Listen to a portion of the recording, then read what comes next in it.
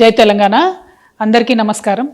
మన రాష్ట్రంలో చూస్తున్నాం రోజు రోజుకి అన్ఎంప్లాయ్మెంట్ రేట్ పెరిగిపోవడము, యూత్ అందరు కూడా ఒక రకమైనటువంటి నిర్వేదంతోని, ఒక రకమైనటువంటి డిసప్పాయింట్మెంట్తోని ఎప్పుడు గవర్నమెంట్ జాబ్స్ వస్తాయి, ఎప్పుడు క్లారిటీగా మేము ఎగ్జామ్స్ రాయొచ్చు అనేటటువంటి ఆలోచనలో ఉన్నారు. పాపం చాలామంది ఎస్పెషలీ గ్రామాలలో ఉండేటటువంటి యువమిత్రులందరూ కూడా వారి వారి కుటుంబాలను వదిలేసి, తల్లిదండ్రులను వదిలేసి, ఆ చిన్నపాటి వ్యవసాయం మీద వచ్చేటటువంటి డబ్బు తీసుకొని వచ్చి హైదరాబాద్లలో, దిల్సుఖ్ నగర్లో, అశోక్ నగర్లో, కేపీహెచ్బిలో ఇట్లా ట్రైనింగ్ సెంటర్స్లో ఉంటూ కోచింగ్ తీసుకుంటూ వాళ్ళు ప్రయత్నం చేస్తూ ఉంటారు. ఈ యొక్క అంశం మనం గమనిస్తూనే వస్తున్నాం. తెలంగాణ రాష్ట్రం వచ్చినాక ఈ పరిస్థితి మారుతుంది అనుకొని అనేక మంది యువత అంతా కూడా తెలంగాణ ఉద్యమంలో చాలా బలంగా కొట్లాడినారు.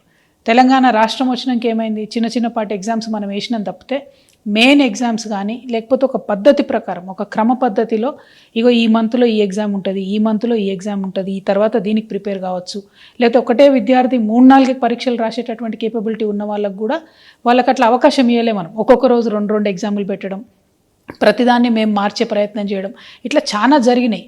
అయితే ఈ కన్ఫ్యూజన్ అంతా కూడా యువమిత్రులు ఆ కోపాన్ని అంతా, ఆవేదన అంతా, ఆక్రోశాన్ని అంతా కూడా ఈ బీఆర్ఎస్ పోతే మన కాంగ్రెస్ వస్తే న్యాయం జరుగుతుందని చెప్పి బీఆర్ఎస్ను ఓడగొట్టిండ్రు. యువమిత్రులు ఊరూరు తిరిగి వాళ్ళ తల్లిదండ్రుల కాళ్ళు మొక్కి మరీ కాంగ్రెస్ కోటెప్పించారు. ఈ కాంగ్రెస్ వచ్చినాకనన్నా మరి జాబ్ క్యాలెండర్ వస్తుంది, ఏ నెలలో ఏ జాబ్ పడుతుంది అనే క్లారిటీ వస్తుందంటే అది కూడా లేదు.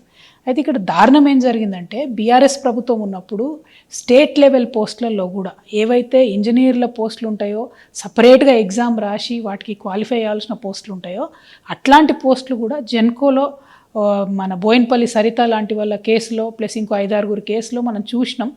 దాదాపు 1,50,000 జీతానికి ప్రొవిజనల్ అనేటటువంటి ఒక చిన్న పదం అడ్డం పెట్టుకొని ఎటువంటి పరీక్షలు లేకుండా ఉద్యోగాలు ఇచ్చినటువంటి పరిస్థితి చూసినాం.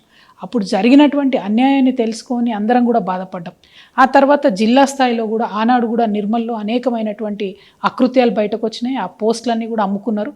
44 పోస్టులు దాదాపు 12 లక్షలు, 14 లక్షలు, 15 లక్షలకు అమ్ముకుంటే అది అందరూ కూడా జనం గగ్గోలు పెట్టి, యువమిత్రులంతా గగ్గోలు పెడితే అవి క్యాన్సిల్ అయినాయి.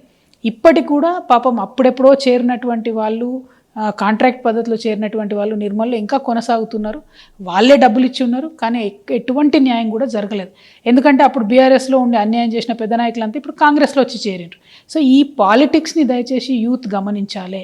నేను ప్రభుత్వానికి హెచ్చరిక చేస్తూ ఉన్నా. నా దగ్గరికి చాలామంది యువమిత్రులు వచ్చిండ్రు.